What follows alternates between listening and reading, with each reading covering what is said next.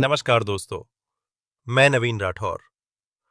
अगर आपने अब तक वीरगढ़ की रहस्यमयी कहानी के पिछले एपिसोड्स नहीं देखे, तो लिंक डिस्क्रिप्शन में है।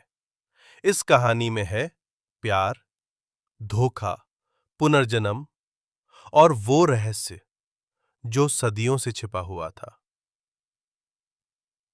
पिछले एपिसोड में अर्जुन को पता चला कि उसका सबसे करीबी दोस्त विक्रम ही असल में कौशिक है, वही जिसने मृणालिका की हत्या की थी।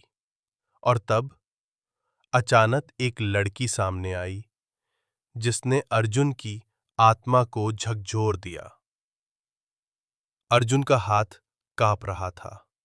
खंजर अब भी कौशिक की ओर तना था, लेकिन उसकी निगाहें दरवाजे पर खड़ी उस लड़की पर थीं, जिसकी आंखें उसकी आत्मा को चीर रही थीं। तो तुम कौन हो? उसकी आवाज टूटी हुई थी। लड़की धीरे से मुस्कुराती है। तुम जानते हो मैं कौन हूं? अर्जुन आगे बढ़ता है। मृणालिका? लड़की सिर झुकाती है। हां, इसी नाम से मुझे पुकारा जाता था पिछले जन्म में। कौशिक विक्रम पीछे हटता है। ये नहीं हो सकता। क्यों नहीं? लड़की बोलती है। जैसे तुम्हें अपने कर्म याद हैं, वैसे ही मुझे भी वो रात याद है जब तुमने मेरे सीने में खंजर घोंपा था। अर्जुन की आंखों में पानी भर आता है।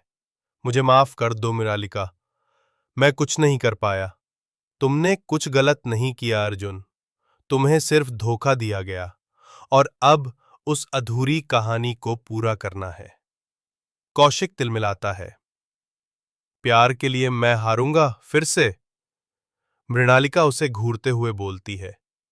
ये प्रेम नहीं था, ये पागलपन था, और अब इसका अंत होगा। कौशिक जोर से चिल्लाता है। मैं मरने वाला नहीं हूं, मैं फिर से वापस लौटूंगा।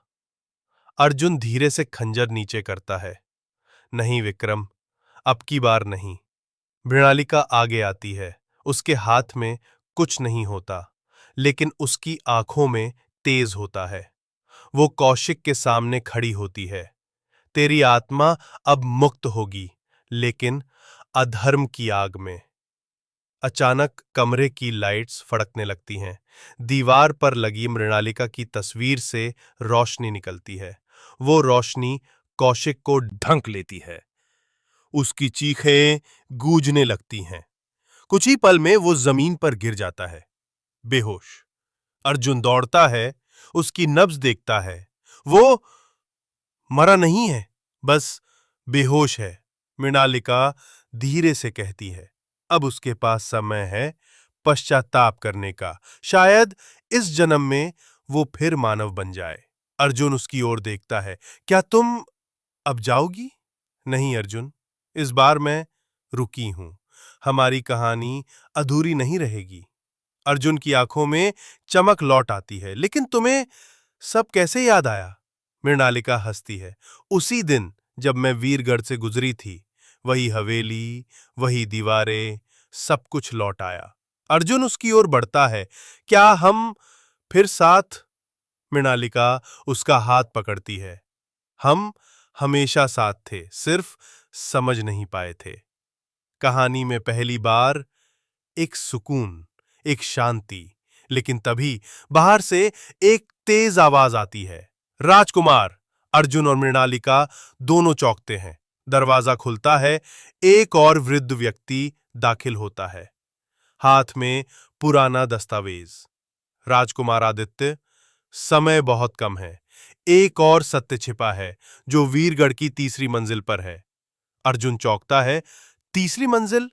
हां, वहां जहां कोई गया नहीं, जहां मृणालिका की आत्मा बंधी हुई थी, और जहां एक और आत्मा छिपी है जो सबका सूत्रधार है।